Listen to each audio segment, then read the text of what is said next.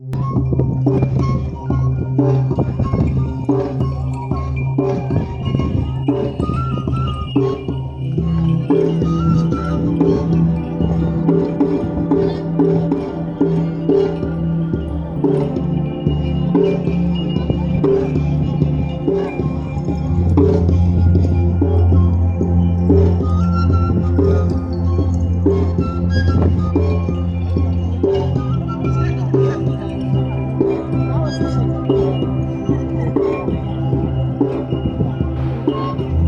African family, San Bonani. Greetings, Jumbo. Today we also, for our launch of the Esibayeli Dialogues, we have one of the son of the soil who has made his return, a repatriated one. I want to use his African name, Zagude Robyn Travis. He has come from very far to be here with us at Africology today. And I'm celebrating this book because it has so much reality of the contemporary African experience. Welcome to the launch of Black History Month. Bless you for having me. What was your experience at Nkwali, and what was your experience here? In a few words, and thank you so much for giving us your time. No, thank you. No, I can't just thank you. It has to be said the other way around. Thank you for embracing me. Thank you for showing me where my roots are, connecting me to the dots. I've never been a loud person when it comes to speaking. I've always had this tone. I've been getting this for the last 10 years. Just thank you for having me back here today, both of you. Today's experience was amazing in many different ways, and I'm very tired now, hence why I can't shout at the top of my lungs. So Black history is about the Black consciousness, giving our children a chance to reconnect with the greatness of the Africans in the UK, Africans in America, Africans in the Caribbean, because they had to overcome. And as they were overcoming, they had to invent. And so we connect to the Black consciousness of the African people. That's the key part. What is your message to the youth of Nkwali and Sydenham today? Nkwali and Sydenham, they need to stop the killing. Stop participating in their lower frequency. And that's what this first book is about. And I don't say it because I'm preaching, I say it because I used to do it. I used to be invested in self-destruction. I used to be invested in self-hate. I used to be adding to the problems in the community while I was thinking I was doing something righteous for the area that I lived in. I was fighting for an area that was never my own. This land is my own. I was fighting for British territory, which is insane when you think about it, because we didn't own anything, not a single building in that place. So my message to the young people back here is, we are almost jealous of you for knowing who you are, and we take it for granted. And it's not a judgment, because you're jealous of us because of thinking we live a different life. But really, the power is in not listening to Western media about who we are. And I would love to start not pen pal, but like a book pal thing between the four, the diaspora, Africa, Caribbean, UK, and America, where we tell our own stories, like Mama and Baba are doing here with their platforms. We create our own media, however small it starts. Be our own creators. If we don't, then we're going to be our own slaves to our complaining about not having those platforms to hear ourselves. Absolutely. Communicate. It was the great Marcus Garvey that reminded us we will not take an island and give up a continent. We will never. So I am happy that you have found your way, because we belong to a bigger part of it. I'm gonna hand over to Mama Barbara to say or ask our dearly beloved son, in whom we are well pleased. We are very pleased and very proud and very happy. I'm overwhelmed. I can't find words. That says a lot. I'm not usually like that. I'm just struggling. Now we understand. Over to Mama Barbara. So today I'm so grateful that you've taken the time to share your story through the book. If there's anything that we can do to enhance your experience as a son of the soil who's returning, could you give us 3 things that are at the top of your head that mothers can do? We owe you as our children, but we don't know what the debt is. My story has led me here because of my father's actions, and I think that they've affected my mum's mental health. My mum having to raise 2 boy children on her own at the time that we was growing up, with a father from here who abandoned her, probably affected her confidence, her self-esteem, her all of these things. It made her no longer able to be masculine and feminine as a mother, and made her become more masculine, and she tried to fulfill a role of what she thought a father was, considering she's from the Caribbean, so her culture wouldn't come from Africa, what a father is. Anyway, my mother fathered me, and I don't believe in those statements. So my second book is called Mama Can't Raise No Man, because I believe it's a myth. I believe one hand can't clap is an African saying, I'm sure is. It's not British, but I heard that growing up. And one hand can't clap. It's not that you can hear it. I know you lot can hear it. If I told you I was clapping, you'd believe it if you weren't looking. Massive difference. So when you have a woman raising a child and you have the Western world promoting this, yeah, I'm a woman, I can do it by myself, all this nonsense, you're killing the black man already.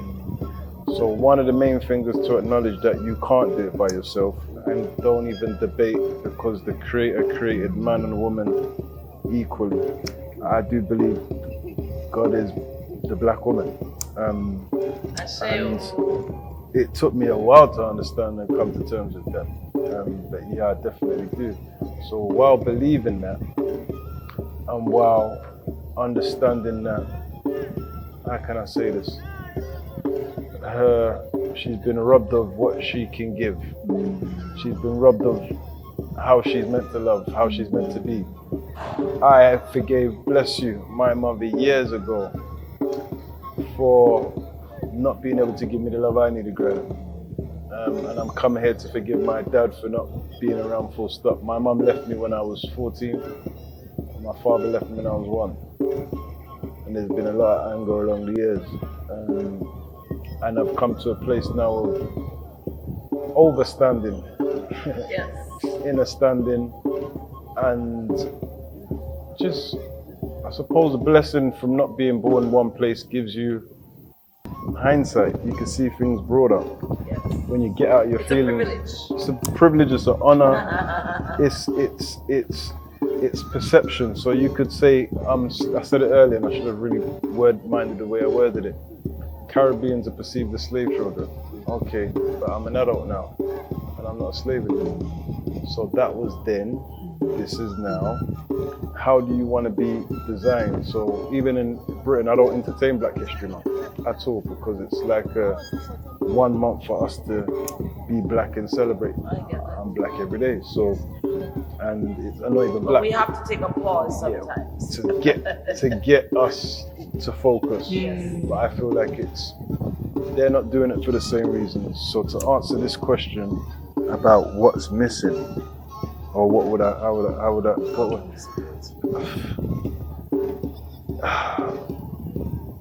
how can you support? I'm more in there to support my mothers. It's the other way around. So I don't talk to my mum. We haven't spoken for years. Before I came here, I said, where's my father from in Africa? She closed the door in my face. And I smile about it now, because as a child, I would have been like, oh, this woman doesn't love me. She really don't care about me. How are you making picnic and you don't care about the beauts you're making? Like, this don't make sense. But then the damage and the hurt that she's felt identity issues from being a Caribbean coming to England. Like, that's crazy. Forget my story. Like, we forget what our elders went through before us in this journey of finding identity. And like I said, the most freshest story in terms of the black journey, which everyone seems to close their eyes to, because, and I blame British people too, is the black British story. It is, we're living in history now. We're the firstborn black. Why is this going over everyone's head? Why are we so focused on America's issues of gangs and all this? No. FBI, Edgar Hoover put the drugs there to kill the Black Panthers. We figured that one. Let's focus on the UK, what's happening now. Why is it happening? Because the Caribbean parents didn't have any families. They came and they left their mum, their brother, their sister, and then their siblings came years later. There's damage didn't die in slavery is what I'm saying. So how are our mothers meant to raise us? So you're saying, what do I want from my mother? I want healing from my mother. I want peace from my mother. And I want her to find her identity. Those are the three things I want. And what can I say? You guys have given me already. You mothers, not guys. Sorry, I'm learning the whole thing. You mothers have given me, just even that. That's something I wasn't given. You understand? The way that things go. Principles. Yeah, I was raised on manners and morals and respect, but no, we don't call our dad this way. We call, in this country, you must say Baba this, you must say. Oh, that's dope, I like that. But we wasn't taught that, so you have to be patient. Yes. And then I've learned something powerful about the African as well. And this is what will bring the people them back together. I was staying at someone's house when I first stayed here, and they asked me to wash the dishes. Funny story. Baba, who I'm staying with when I first came here, and I washed the dishes calm. 2 days after, he asked me to wash the dishes again. And I'd been in the rain for the whole day, I hadn't eaten. And he confronted me about it. And everyone in the house is from African background. So he's like, are you gonna wash the dishes? And I'm saying, no, I've been outside all day in the rain. You raise your eyebrow. The African culture would be like, whoa, how could you say no? Bruh, I've been a man from I was a kid. This is where Africa needs to change. Africa needs to stop being so stuck on their belief. Now, me and Barbara are like this. I've still told him my beliefs in it. We're like this. I told him, understand what it's like. Don't be ignorant. Don't be, this is the motherland and this is all about Africa. No, it's not. Some of your children left. And something was wrong here in the beginning for us to leave when the Nigerians and Ghanaians sold us. And they're telling us to come back now because we welcome you home. But they're still charging you for the land when they know they sold you to the British man. It's still corruption. We're not going to follow a country blindly as the slave children. We're not going to follow your cultures. We're not going to follow your cool mama. We don't care. You haven't given us the respect to respect you back. We're saying that the main principle is unity. If you lot want to unite, you have to do research on your brothers that left this country. You must. Not us must.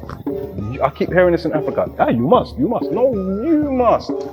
You owe it to them. We never sold you. And then we're still coming back without invitation, saving our money to come back with money we don't have to empower our brothers and sisters who sold us. And we're being told that we must follow your principles. That's what I was explaining to Baba. No, my brother, pay some respect on this. I raised myself in a racist country with no parents from 14. I answer to no man. I call no man Baba, except for the Creator. You understand? I'm only doing it out of respect. If you understand where we come from, you would understand why we think like this.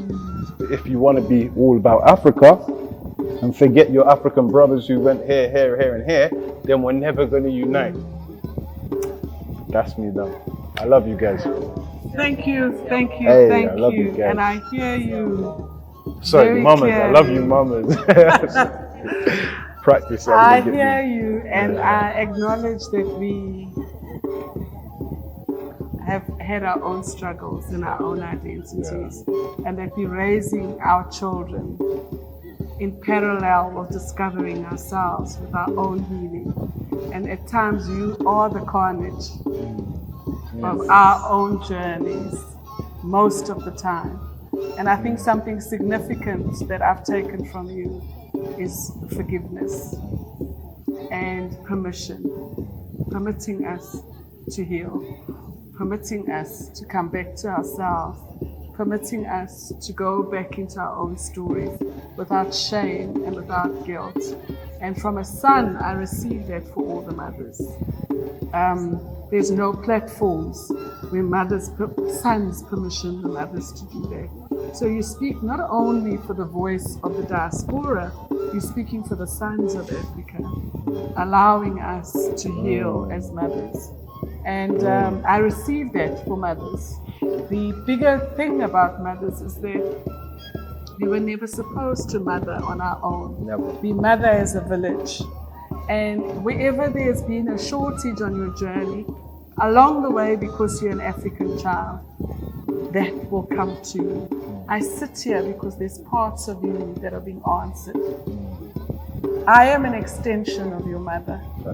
I am a part of the healing of your mother.